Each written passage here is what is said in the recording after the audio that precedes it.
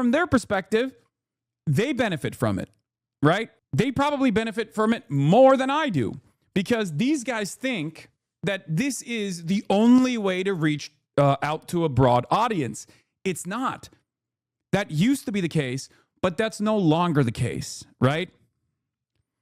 The Third Way Bulwark Daily Wire Anti-Hasan Alliance works because they're all actually conservatives who don't want a progressive politics to disrupt the feckless establishment liberal order.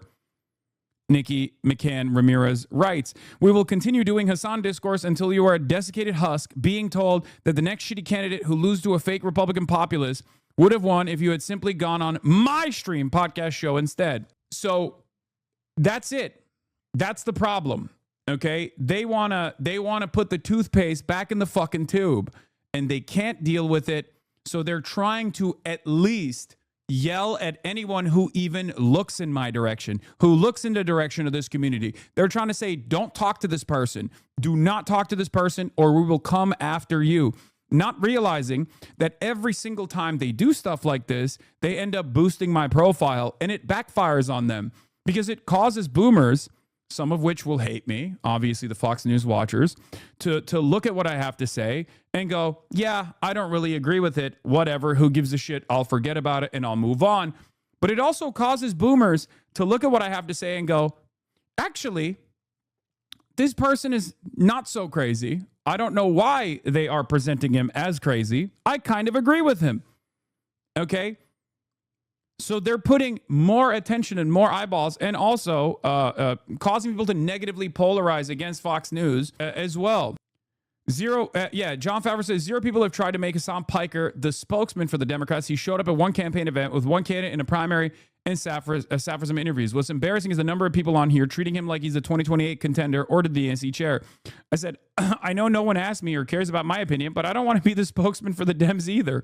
Also, the major problem here is Israel, 100%. Do not let anybody tell you otherwise. That is precisely the point here. It's actually the position on Israel that I hold, that I've maintained, that I've seen a lot of the public discourse and public sentiment shift in my favor. That is what they're fearful of. God forbid if people started seeing it in the same way for Medicare for all. God forbid people actually start viewing capitalism in the same way. Okay? That's the problem. They don't want that to happen. And they feel as though independent media is finally putting a dent through the fourth estate that has been able to normalize the systematic forms of violence that people are subjected to and normalize it very effectively for the longest time. This doesn't mean that like every person that works in these legacy publishers are immoral beings or anything like that. As you guys know, I'm a fan of real reporting. I defend it all the time. I defend time. I wish it would do better, but that is the problem. Okay, that is the real problem, rather, not any of this other shit. Jeet here had a good take on this as well, because Matt Bruning was defending me. I think you're very clearly misrepresenting Piker here. He was asked to theorize why some people reacted to the killing positively, and his theory is that they did so due to the disgust with health insurance sector social murder, which is a well-defined term of art. Separately, health insurance is a fairly simple problem with a fairly simple solution. Okay, this was Kelsey Piper, who is one of those like effective altruist people, I guess. Who has been losing her mind as well, and like very openly demonstrating her personal biases while hiding it or sheltering it as though it's like objective analysis, right? The other point that I wanted to mention here was from Austerity is Theft, one of my favorite accounts on here, Why to the Post, who actually had some really thoughtful critique on what was going on. Where is it? Hold on. Where is it? Oh, he started off here. He says, there's zero contradiction between this anti-Hasan elite mob oscillating between we need to publicly condemn him 12 times a day and if you ask Gemini, he doesn't have any viewers and is irrelevant because this Discord is aimed at other elites. This Discord is not about, this discourse that's going on right now is not actually about me at all. This discourse is 100% about signaling to other elites, signaling to other gatekeepers in mainstream media to stay the fuck away. Okay? To stay the fuck away. Okay? They've been trying to kick him off Twitch and YouTube for years. It hasn't worked. So they're trying to make him toxic so that nobody in politics wants to go on a show, so that it can't serve as a launch pad for a rising crop of left populists, particularly critics of Israel. The Israel-Trump war on Iran has only served to make this feel urgent or existential for them. Their power base is in terminal decline when it comes to public opinion. It's not surprising that everyone trading in this Hasan dumping represents a zombie politics on its way out. Yeah, and you see it. She's being cordial with an actual white supremacist, Richard Hanania, who said, Democrats, stop this, please. This is the road to hell. Richard Hanania is literally a race realist who has written extensively on the genetic inferiority of black people, okay? The type of person whose politics are so cancerous that simply switching from R to D should not automatically mean that this person is an ally. And yet, for the likes of Neera Tanden, this person is an ally, right? This person is the number one ally because they do not represent any sort of disruptive politics. Okay? This person who not only is a straight up white supremacist race realist, but this person also, Richard Hanania, is a defender of Jeffrey Epstein and a defender of pedophilia. Okay? She's being cordial with an actual white supremacist because they have one common enemy, and it's anyone half a click to the left of Bill Clinton who won't offer them a job, says White of the Post. The only discernible skill this basket case has is career self-preservation. There was another one as far as like this discourse goes, okay, where Jill Filipovich, another one of these like elites, right? This whole interview just makes me incredibly sad. Total breakdown of any moral code, sense of personal integrity, commitment to public good. He responds to us by saying, what are you talking about? The whole interview is about the breakdown of the social contract and how people are rationalizing it. None of these people are actually endorsing a crime spree. How do people, professional pundits no less, not grasp that this is tongue-in-cheek? Complete breakdown of the social contract. If you crop out quotes, pretend that it's tongue-in-cheek line about the Louvre is literal, and reframe talking about a breakdown of the social contract as an endorsement of breaking the social contract, just look at what got cropped. Would you dine and dash from a local diner? Never, never. No, I wouldn't do that. If I saw somebody doing that, I'd probably pay for their meal. The discourse about this piece, goddamn, like so many elite commentators have mainlined so much Hasan hate clip stuff over the past month that they're now functionally illiterate. He said in this interview that he'd never actually steal even a candy bar because of his parents. They talked about why polling showed younger Americans had an uncommonly positive view of Mangione and his heinous crime, which none of them condoned as ethical. Explicitly not. They did not endorse it. They talked about how that view could come about. Are people illiterate? Murder of the CEO of a healthcare company? Also no. No. It's such a hookup. That is unintellectual, which is hilarious. Okay, it is objectively it is objectively not intellectually curious. It's not intellectually honest. Okay, and these guys are entertaining it.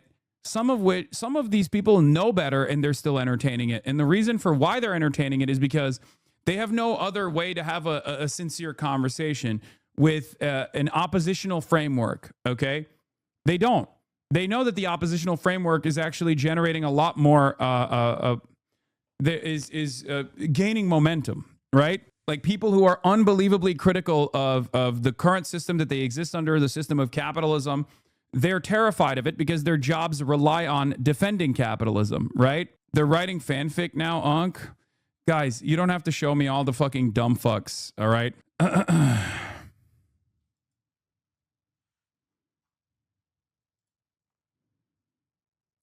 Anyway, my favorite part of all this is the most bigoted people all of a sudden are woke and using woke language when describing you. Yeah, I know. They drop all of their priors when it comes to destroying their opponent in the marketplace of ideas, right? So the last thing I wanted to cover from Austerity is Theft is impossible to even have a discourse when pundits are this illiterate and dishonest. He was asked to comment on why a chunk of young adults had an uncommonly positive view of this heinous killing. Also, if this was ethically justified and plainly said so, and he plainly said no, how does she frame it? Piker's view on theft are bad, but they really do pale in comparison to his views on murder. That the important thing about Brian Thompson's murder is that healthcare CEOs are engaging in a tremendous amount of social murder due to the structural violence of poverty. Okay? I'm responding to a question about why Gen Z had a very different approach. And I very clearly lay it out in that conversation as well. I say Americans are quite draconian when it comes to punishing crimes, right? And yet the response to Luigi Mangione was shocking by the masses. One must ask the question why they were not so black and white on the issue of broad daylight murder. This is not me endorsing murder, okay? As a matter of fact, I say it's not the appropriate method here at all. It's not good. It's a violation of the social contract. But for many, that social contract has already been ripped apart. That's precisely the reason why they respond to this murder in a way that you normally wouldn't expect. His views on theft, per that New York Times interview, people are pretending to talk about, are that he would never shoplift anything personally because of his parents. He was asked to comment on why public is increasingly willing to rationalize shrink from a self-checkout at big box stores.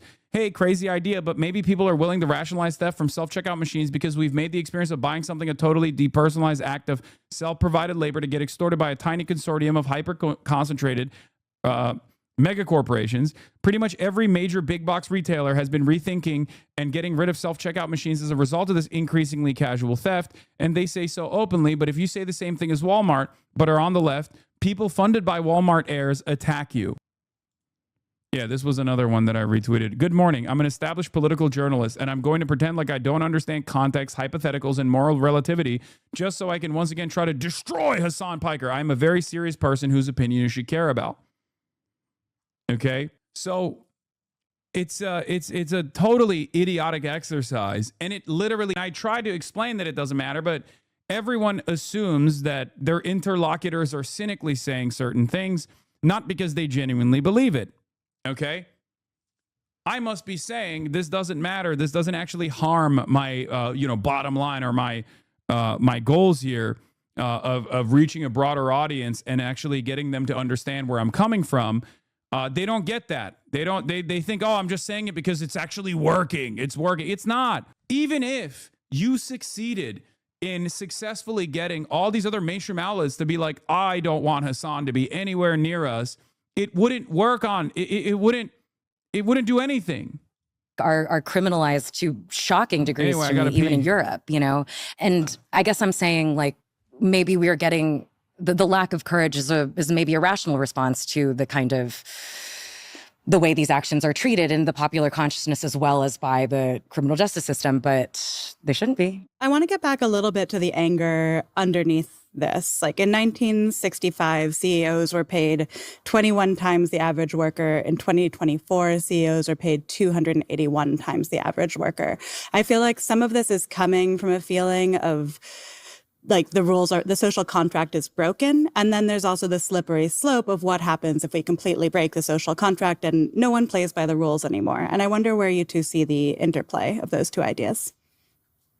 Well, the rules are already designed in a way where if you steal from the poor, you become rich. If you steal from the wealthy, you go to prison. So there's only one direction where you can do unlimited theft and erode the social contract for the 99%. There's an invisibility baked into the system that allows the wealthy to engage in this sort of behavior. Because I mean, it's a cliche at this point, but like wage theft is the most consequential amount of theft that takes place in the United States of America. A similar invisibility exists in structural violence as opposed to individual acts of violence as well. If it's a police officer engaging someone violently, the automatic assumption from the average person is, oh, that's probably a criminal. They probably deserved it. But if there's any circumstance where someone else is fighting back against police, like in a normal protest environment, for example, ultimately, most people assume that is chaotic. There's a chaotic situation. and that it is born out of the escalations from the protesters themselves, even if as regular citizens we're infinitely closer to those exercising their First Amendment rights than those with the power stamping out people exercising their free speech rights. We never look at systemic forms of violence, and we don't look at systemic forms of theft in the same way that we do as individuals breaking that social contract. I think there is, you know, in my ideal world, what we are talking about, the one kind of theft being inescapable and hegemonic and, you know, completely oppressive, and then people trying to get a little bit of it back through stealing from Whole Foods or whatever, right? It's in the ideal world is not one in which this continues and this increases to somehow even it out, right? When is one in which the theft from above is broken by regulatory means and or bottom up means like unionization, right? You were just talking about wanting, not being like we should encourage wanton theft across the board, but we should try and fight against the theft that comes from the top. It feels difficult right now in a moment when... The funniest part about this wave of outrage over this interview is that there's absolutely nothing radical about it. It's basically a common sense based on the logic of anyone with even a basic understanding of reality. Yeah, I wasn't being like particularly radical in my commentary here at all. But what I find strange, I guess it's not so strange, it's very commonplace, is the handshake between right-wing reactionaries, from Ben Shapiro to Fox News commentariat to all of the right flank of the liberal Democratic Party, people in positions of power within the party structure, doing the exact same analysis, right? Like, I hope people can see exactly what's going on here. This is a rehashing of the exact same ridiculous outrage that was manufactured towards Bernie Sanders in 2016 and in 2020 as well. They're doing it right now. They can't do it towards Bernie Sanders to the same degree. So now they're just like using a platform to punish this kind of thought, to say this is unacceptable. Okay. They called Bernie Sanders racist. He was not. They called him sexist. He was not. And they leaned into any line that they could. They leaned into like any kind of silly, nonsensical position they could to just disparage him, to disparage this movement, right? Important to note for the materialist analysis, centrist Dems and the GOP have the same billionaire donors. Exactly. I mean, it's true. That's, you know, part of the point. And Michael from Pennsylvania also said something that's interesting. He said, it's actually useful from my point of view because I don't want you to support squishy progressives. Only the real ones will stick by you. Yeah, I mean, look, I know who is insincere. I know who is like using this as an opportunity to do this self-serving bullshit, right? There are people on the left who will also lean into this moment that I have in the fucking spotlight again to be like, yeah, he actually sucks. We don't even like him. He's not a real anti-imperialist, Marxist, Leninist, or he's not a real Maoist third worldist. That kind of thing, right? Like, there are people like that as well. There are obviously a lot of squishy, quote unquote, progressives that will look at this like pretty basic commentary on you know, the ripping apart of the social contract and why these sorts of things are happening, why these sorts of instances of instability are taking place.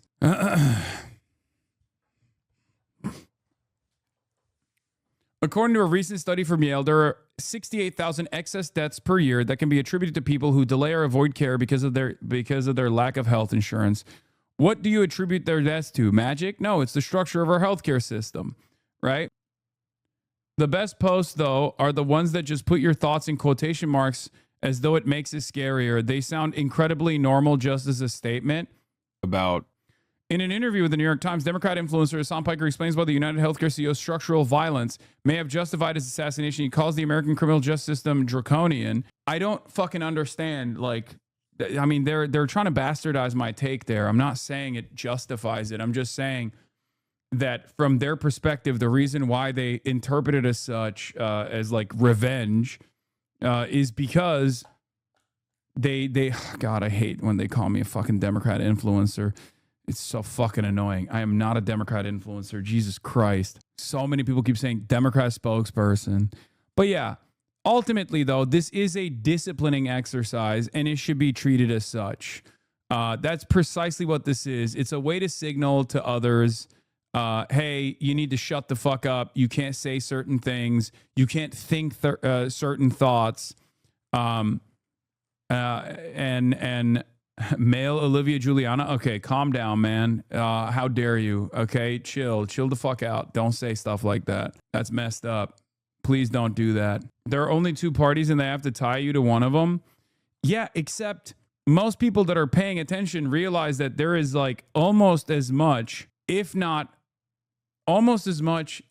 more anger and resentment from the gatekeepers of the Democratic Party, right? That's what the fuck's going on. Here it is. Piker's views on theft are bad, but they really do pale in comparison. This is, again, supposed to be like a fucking, not a conservative, but like a progressive figure saying this stuff, right? They really do pale in comparison to his views on murder. That the important thing about Brian Thompson's murder is that the healthcare CEOs are engaging in tremendous amounts of social murder due to the structural violence of poverty. Suboptimal policy and business decisions have cost measured in human lives. But if you use the standard, you could easily have done something different to save a life. You didn't. Being a person in the U.S. with 10K and not giving it to GiveWell is social murder. No, that's not how social murder works. You're a fucking idiot. It's a well-established concept. It is pertinent on you to go and look it up. If you don't know something, if you don't understand a concept that I didn't come up with, I didn't invent this, okay? Then it is up to you as a supposed prolific thinker to go and look it up. And what's really frustrating about this is that many people don't do that. They bask in their lack of interest. They bask in their lack of intellectual curiosity. They wear it on their fucking sleeves like it's a beneficial power, a superpower to have. Okay? That's what's so fucking annoying about this. Because these are the supposed thinkers on the liberal side. Okay? You just cannot run a society in which you treat being somewhere indirectly upstream of a legal but suboptimal system with preventable deaths as murder in the very literal sense of it makes it understandable, even sympathetic for someone to execute you in the street. And Piker's take is very much that it makes it understandable and sympathetic. He thinks that it's reasonable that it does not reflect some wider acceptance of murder to accept Thompson's murder because Thompson was that bad. And he thinks that because our healthcare system is so bad that morally everyone in power is guilty of social murder. And as far as I can tell, that we should reason about them basically the way we'd reason about someone guilty of, actual murder. His shoplifting takes are kind of a soft degradation of the social fabric, a call for everything to be a bit worse for everyone forever. His murder takes are, as far as I can tell, a call for CEOs to live in terror and occasionally be murdered until healthcare is fixed forever. That murdering CEOs does not in the slightest make healthcare better in any way. It obviously wouldn't do that. That healthcare is actually a hard problem and very few people involved are just letting people die for fun. Doesn't feature in his worldview anywhere. Matt Brunig responded and said, I think you've clearly misrepresented Piker here. He was asked to theorize why some people reacted to the killing positively. And his theory is that they did so due to the disgust with the health insurance sector's social murder, which is a well-defined term of art, right? Hasan seems to himself understand the language and framing he uses a death threat and to plainly name it as such. Now, the reason why this is not the same is because I wasn't calling for fucking Brian Thompson to be murdered, you absolute moron. This person is literally calling for me to be murdered and saying, oh, you're a stochastic terrorist. Brian Thompson is a part of a system that engages in social murder. It is not a justification for his death. It's not a call for his death. It's not a call for more CEOs to be killed. You're making that interpretation. This person, on the other hand, absolutely has in the past had, many similar statements that he's revealed about himself. Literally has the beeper emoji in his fucking social media account and is also falsely saying that I'm engaging in stochastic terrorism. Different things are different than one another. Yeah, well, the person he's talking about genuinely loves when Israel kills people. You don't think people wouldn't understand why Hasan was killed if the worst happened. I avoided going around saying this. If this person were killed, it'd make perfect sense under this ideological theory if Hasan is the moral equivalent of a murderer, because I think it's a bad idea to provide ideological cover for murder. I think the difference between genocidal Zionism and the 2020s healthcare industry are politically and substantively important. Did you define social murder in the interview? Yes, I did. In any case, where the fuck is it? There's Matt Brunig continued. The fact that the simple solution of raising taxes substantially on most households is not popular enough to get passed in the law is part of why this is truly not a simple solution. Would you pay $1 in extra tax to save yourself $2 in premiums? I don't really want to get into it. Yeah, and then Matt goes into detail of why Medicare for all would be cheaper for the average person. But a solid majority of the U.S. press and the Democratic Party laundered genocidal incitements and apologia for Israeli violence for roughly 2 years. I have never tweeted about Hasan Piker, who seems like a normal dude to me, but anyone halfway aware knows the mainstream media and Dem Party stalwarts want to scapegoat him for bad discourse hygiene instead of facing their own wretched conscience about what they permitted and encouraged. Obviously, that's a bunch of bullshit, but it's crazy that we have to say that at all. Yeah, go ask ordinary people who have paid attention to what Israel did or healthcare CEOs represent or about other normalized forms of predation, and you'll hear very similar sentiments, probably even more outright vicious. Who's to say they're wrong? The people with the bad conscience? Who cares? Yeah, like they try to make it seem like I'm this out of touch elite for having this take. But this take is a fairly common one, if not infinitely more openly violent, if you were to have a private conversation with the average American who has had to deal with a claim denial, or if you talk to the average American who looks at all this death and destruction and thinks, what the fuck is Israel doing? Why are my tax dollars going there? This is the problem. These guys don't want to have that conversation, and they certainly don't want to think about the morality of these actions. And it's much easier to kick the can down the road. But my argument always is, if left unaddressed, it will lead to more decentralized forms of violence. And I don't like that, because I don't like the fucking chaos. Okay? I want solutions. I don't want continued, people taking matters into their own fucking hands. How are you planning to fight? It doesn't matter. People that have these opinions, they will continue having these opinions. Because the opinions are not actually about me. They're opinions about how this system actually works. It works well because it works well for them. Or rather, their salaries are dependent on them continuing to defend this system. Okay? That's it. All I can do is just keep saying the fucking truth. Can you please address this? Yes. This is the most hurtful thing I've seen. Hasan Piker has one weak spot. It's his jumper. I've seen it. He shoots a hard ball. I like all his other stuff, though. This is devastating. I didn't want to fucking even give it any daylight, okay? But yeah, I do feel like, once again, they've chosen to argue about an issue that is unbelievably unfucking popular, right? Now, they do have a devious way of framing the conversation around, like, how murder is, Hasan said murder is awesome and he wants more of it to happen or whatever. But I think most people can cut through that noise, or perhaps it's kind of like the Rick Scott phenomena. Maybe they do hear that, they do take it seriously, and then they go, no, I do think murder is awesome, which is a much more devastating predicament to be in. So maybe they should stop doing this, okay? So anyone who works for a company or has a belief system or supports an ideology Hasan Piker disagrees with can be murdered with impunity. Is that what I said? No, I didn't say that at all, you fucking weirdo. The left, he's not suggesting killing people, him. And then this is the Rick Scott take. This is Hasan responding to Mike Johnson about Republican positions on healthcare, saying that Rick Scott being a prominent member of their party shows that they don't care. Plus, if they did, the Republicans who are pro-death penalty, Hasan isn't, would have demanded for capital punishment. Again, this person is supposed to be a Democrat, by the way. This person is supposed to be a Democrat, like functionally defending Rick Scott doing record award winning levels of Medicare fraud. Piker spent 7 hours a day streaming and is apparently a millionaire. This is a performance Marxism entertainment. If someone came into his house or car, he would shit to be worked to death in a gulag. Okay, got it, buddy. Another delusional take from that lady. Oh yeah, the Strokes guy. Are Jews to blame for the Strokes not writing any good songs for 25 years? He didn't say Jews. He said American Zionists. Stop projecting. Yeah. That's the other unbelievable thing that's going on. But yeah. Wall Street Journal, Josh Krauscher reports, there's something deeper going on here than a fight over foreign policy. Democrats may be repulsed by Israel's behavior, but this is really an argument over America. The connection between socialism and anti-Zionism is revealing. Increasingly, one's attitude towards Israel and its self-defense reflects one's attitude towards America, its free market, its global leadership, its use of force, and its exceptional nature. The two democratic nations have a special role in this world. They share interests and adversaries, most notably radical Islamists pursuing nuclear weapons.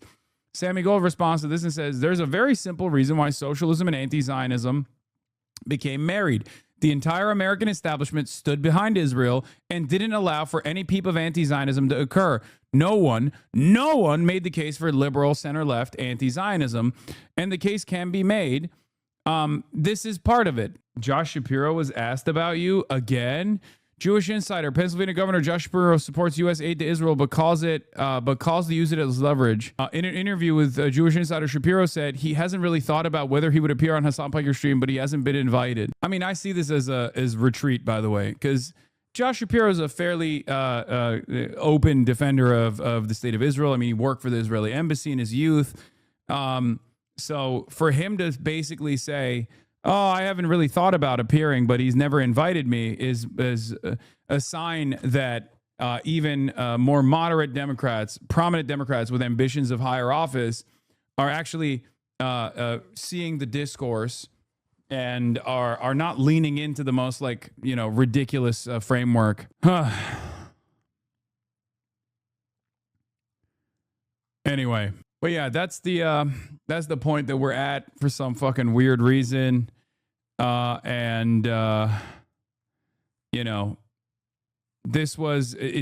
exceptionally funny that this discourse came out of a podcast that got 5,000 views on YouTube. Okay. Isn't that funny? There are thousands upon thousands of impressions more on Twitter about this podcast that got 5,000 views on YouTube. Neera Tanden, by the way, is one of my most unhinged haters at this point. Literally nonstop talking about this shit. John Favreau said this. Damn my brain. New podcast got 50K on YouTube when he went on. Yeah, they have to be actively suppressing the video reach. She's lost her dang mind. Rokana says, we're the party of redemption, believing you deserve a second chance if you made a mistake as a young person or deserve to make life. If you came here undocumented but work hard and play by the rules, yet when it comes to political disagreements, we have taken a very different attitude. If someone held political viewpoints we disagree with or said sensational or hurtful things, we feel vindication and moral certitude in our conduct. Great philosopher Ted Lasso, be curious, not judgmental. I'd like my party to lead in redeeming America to live up to its promise. And then Neera Tanden is he asking for redemption? Isn't that kind of a core issue here? Neera, I'm not the one who should be asking for redemption. You are. Look at you. You should be begging. In a just world, you would be literally begging for redemption for how much you have worked with bloodthirsty monsters like Benjamin Netanyahu. That's the problem. Okay? I'm going to do that. I'm going to quote retweet her with this photo. In a just world, you'd be begging for redemption for all the laundering you did for this war criminal. Fuck it. I'm going to cook her. Bibi pre-October 7. Don't even let her go to that because that's her return always. It doesn't matter. She's continued to work with people who have actually worked to continue the genocide. She was brought back into the Center for American Progress in a leadership role for that specific reason. Anyway, spell check redemption. She hired multiple former Biden Israel advisors in the cap. Yeah. Oh, I wrote redemption wrong. God damn it.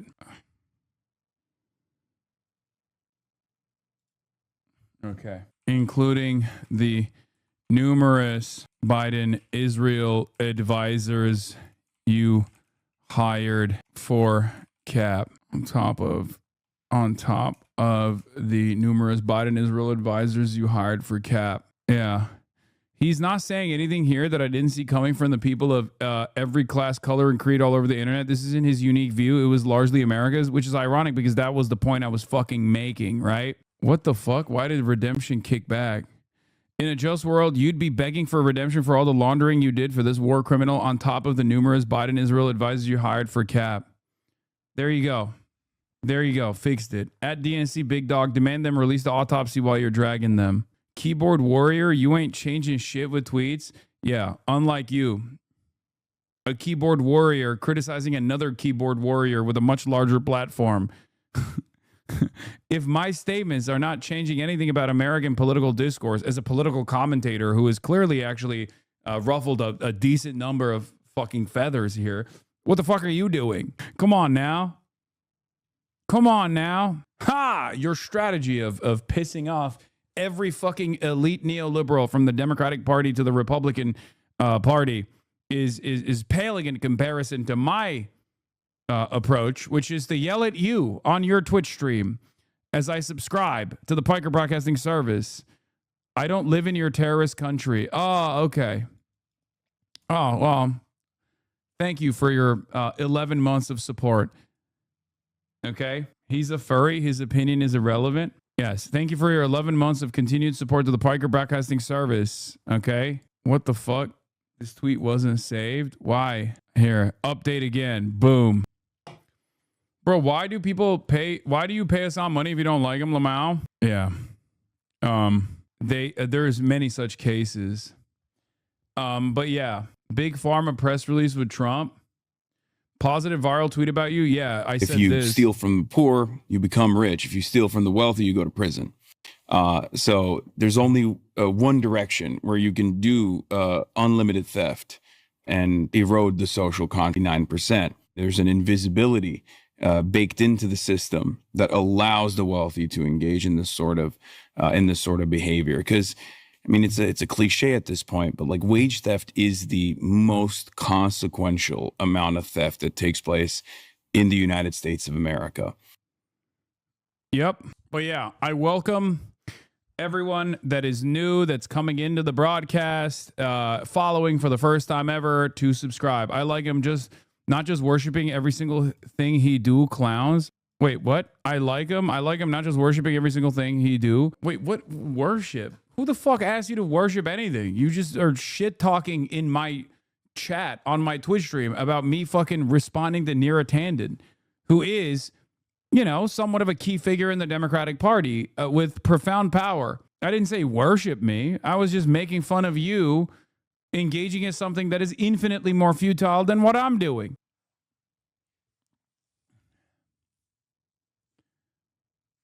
Anyway, but thank you. People were cooking you on bad faith smears when they should have been cooking you for looking exceptionally Matt Walshy in that interview. Okay, don't fucking say that. Yeah, Neera Tanden was on CNN yesterday complaining about Abdul El-Sayed. How can you guys not see that this is... Neera, you can't just keep repeating quotes that are out of context that have been debunked. See Aaron Regenberg, or that he's apologized for. It's bad faith. And again, a reminder, you had an actual wanted war criminal at your think tank and you were super friendly with him. Love you guys, but you've given him more airtime than some people consider a run for president. Sorry if I think it's important to state out loud here my disagreements with a guy who says it's okay to murder people. Jews are inbred. America was responsible for 9/11 and Russia was right to invade Crimea, amongst many other insane things. Oh my God. Every single fucking thing she said is false. I don't think I need a PhD in psychology for this one. Oh yeah, I mean this was very funny. I try not to project on here, says Mac D Jacobs, who tweets about me relentlessly every single day.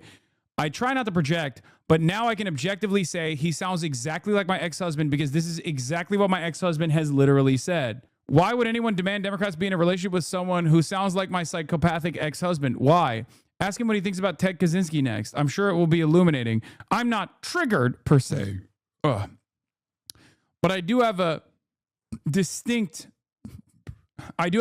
memory of not being able to escape from my ex-husband, and then also having to hear, let's talk about Luigi Mangione, and wanting to launch myself in the fucking sun. Now the same thing is being forced on all of us. Sorry for the burp.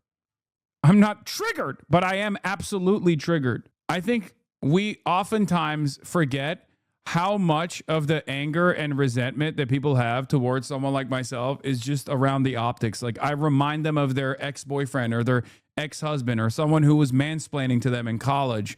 Or I remind them of a jock that bullied them relentlessly, and they just can't fucking stand it, where they're like, fuck you. Or in some instances, it's literally just, why does he have this platform? Why can't this platform be mine? I am much more deserving of this fucking platform that he has. Okay? That's all it is. And then for Ben Shapiro, it's obviously an instant classic. This guy's perhaps the biggest piece of shit on the internet, and Democrats mainstream him. Disgusting. I said, buddy, you love Israel's genocide so much you've lost more than half your audience. You claim Medicare for all would mean enslaving your doctor wife. You think I give a fuck about how you respond to a clip where I'm offering analysis to why some amongst Gen Z responded to Luigi Mangione the way they did? Yeah, I have all the best takes. Why won't people answer me? Why won't people actually listen to me? Me. That's what it is for the most part. Last point was, what is this? The Atlantic? Dr. You may have seen. Glenn Greenwald came to my defense as well. Nobody's elevated and expanded Hasan Piker's platform and influence as much as moronic establishment Dems like this and their media allies who denounce him incessantly because it's easier than opposing Trump's war or Israel or corporatism or doing or saying anything else that's substantive. The most recent polling data shows 60 to 75% of Americans don't know who Hasan is, as he himself has pointed out. And far more Americans have learned of him in the past 2 months because of dumb Democratic Party denouncement rituals. So he was even less known before this began. Big Pharma press release with Trump. Positive viral tweet about you. Yeah, I said this. If you steal from the poor, you become rich. If you steal from the wealthy, you go to prison. So there's only one direction where you can do unlimited theft and erode the social contract 9%. There's an invisibility baked into the system that allows the wealthy to engage in this sort of behavior. Because I mean, it's a cliche at this point, but like wage theft is the most consequential amount of theft that takes place in the United States of America. Yep. But yeah, I welcome everyone that is new, that's coming into the broadcast, following for the first time ever, to subscribe. I like him not just worshiping every single thing he do, clowns. Wait, what? I like him not just worshiping every single thing he do. Wait, what? Worship? Who the fuck asked you to worship anything? You just are shit talking in my chat on my Twitch stream about me fucking responding to Neera Tanden, who is, you know, somewhat of a key figure in the Democratic Party with profound power. I didn't say worship me. I was just making fun of you engaging in something that is infinitely more futile than what I'm doing.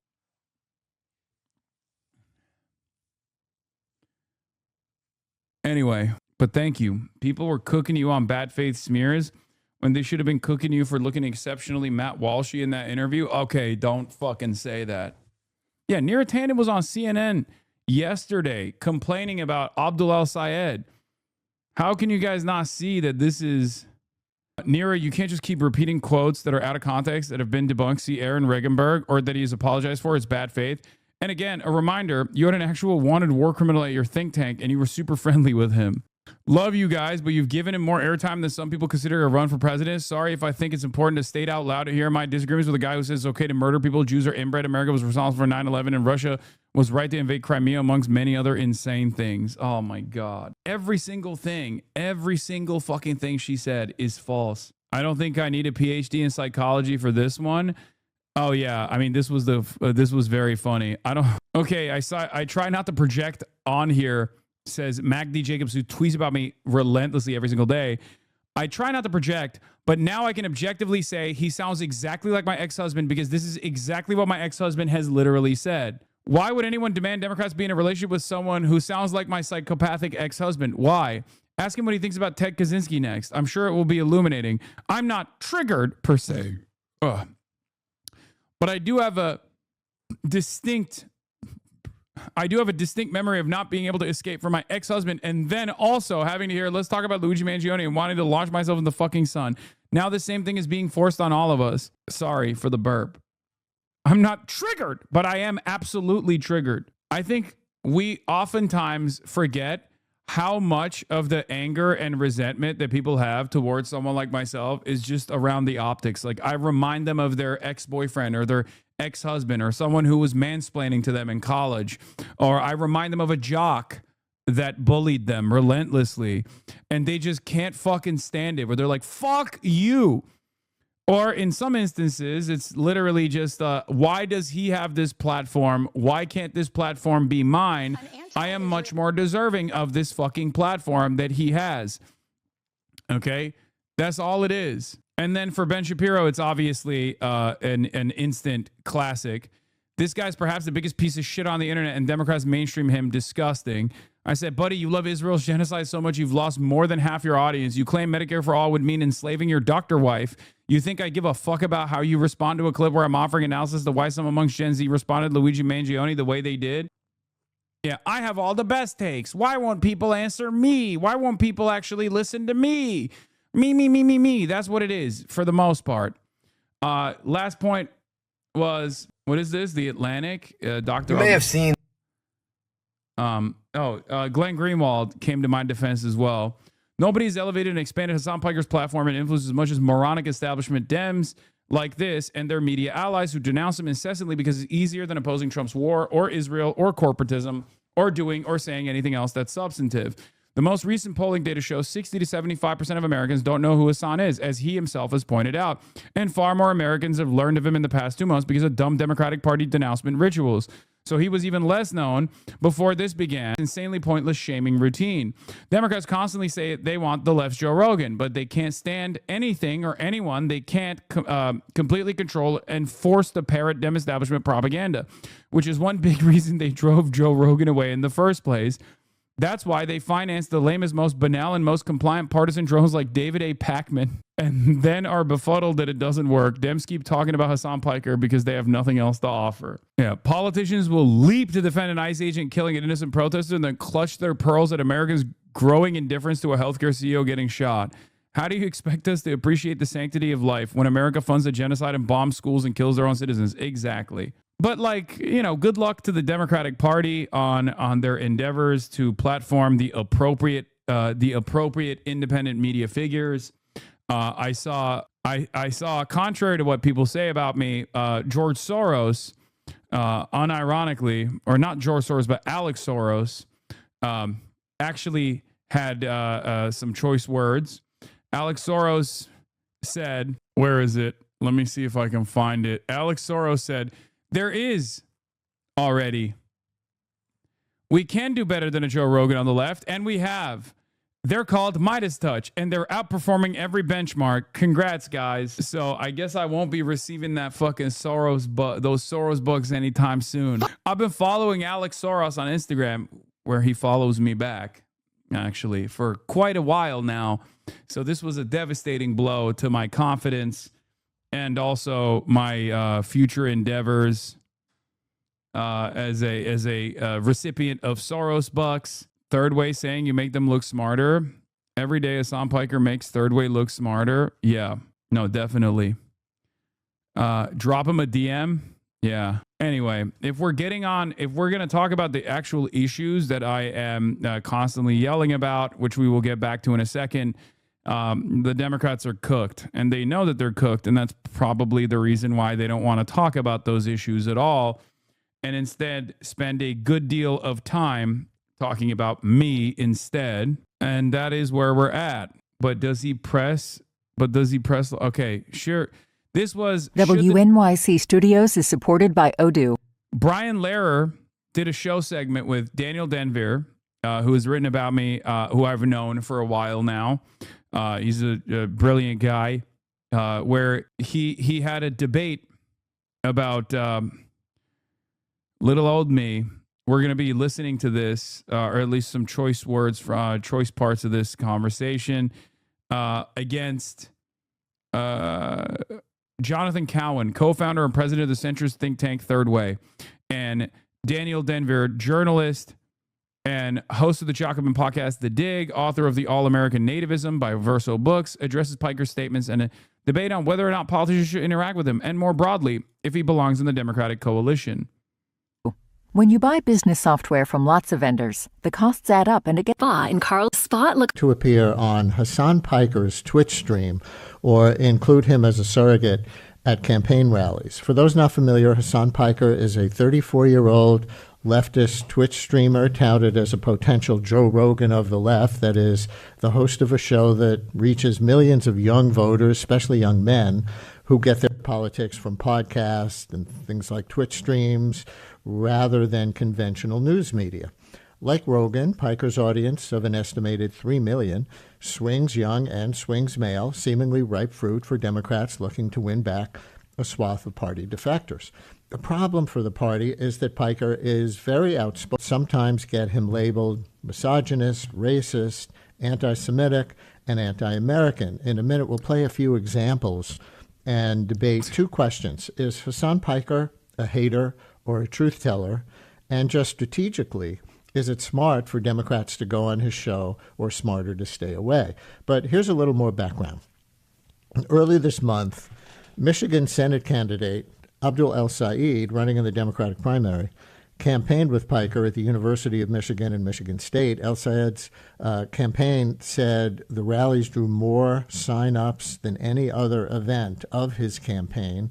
They also drew condemnation. No way you went on my Go Brian Lehrer? No, I didn't go on your Go Brian Lehrer. Daniel Denver did to debate the head of Third Way, Jonathan Cowan, and apparently cooked his ass. State Senator Mallory McMorrow compared Piker absolutely to far-right. Destroyed him, is what people said. When the ones that listened to it this morning were saying that Daniel fucking cumstered and dumpstered Jonathan Cowan. If there's any highlights, Cowan doesn't even try to form an argument. He literally just clutches his pearls and yells, "I can't believe the left is defending this guy," over and over again. It's actually insane, Lamau. Yeah. People were giving rave reviews. White nationalist streamer Nick Fuentes. So appearing with Piker has become a 2026 litmus test of sorts for Democrats one way or another. Politico had an article about this recently that named 3 Democratic presidential hopefuls for 2028 who say they would appear with Piker. They were California Governor Gavin Newsom, California Congressman Ro Khanna, and former Chicago Mayor and White House Chief of Staff Rahm Emanuel. They're on the yes, I would appear with Hasan Piker side of that. One likely Democratic presidential candidate who Politico included. By the way, I'm not the litmus test. Israel is, okay? That's the point. They want to turn me into a litmus test, but the reason why they want to turn me into a litmus test is because they can't fucking turn Israel into a litmus test. No column is New Jersey Senator Cory Booker. Booker affirmed that position when I asked him about it here last month. Here's that exchange. I'd be honest with you, I was not that familiar with this person until my staff came up to me and showed me a lot of the quotes that he said that seemed to me strikingly wrong and problematic, to say the least. And so I have lots of people, as you heard another caller, that I spend my time with and listen to and talk to. You know, I'm a person that's trying to heal and bring people together from different perspectives. So from what I've been presented by my staff, it does not. That's not somebody I want to sit down with. Senator Cory Booker here last month. A lot of the heat around Piker right now comes from the center-left Democratic Party-affiliated think tank Third Way. Last month, Third Way President Jonathan Cowan, who'll join us in a minute as one of the debaters, co-authored a Wall Street Journal op-ed arguing Democrats are too cozy with Piker. That was in the headline, citing his past comments on Jews, on 9/11, on Israel, and more. Third Way then sent a public letter calling on... By the way, this introduction is precisely the reason why this media hit job has been happening for the past month. Because someone like Brian Lehrer doesn't know who the fuck I am. He's just reading the highlights, right? And if the highlights for people like Brian Lehrer is that I'm a fucking rapacious Jew hater who may or may not have been involved with 9/11, he's going to just repeat that verbatim, okay? I can't be everywhere all at once, and I can't actually fucking defend all of my positions everywhere all at once. I can defend all my fucking positions, but I can't do it all the time, non-fucking stop.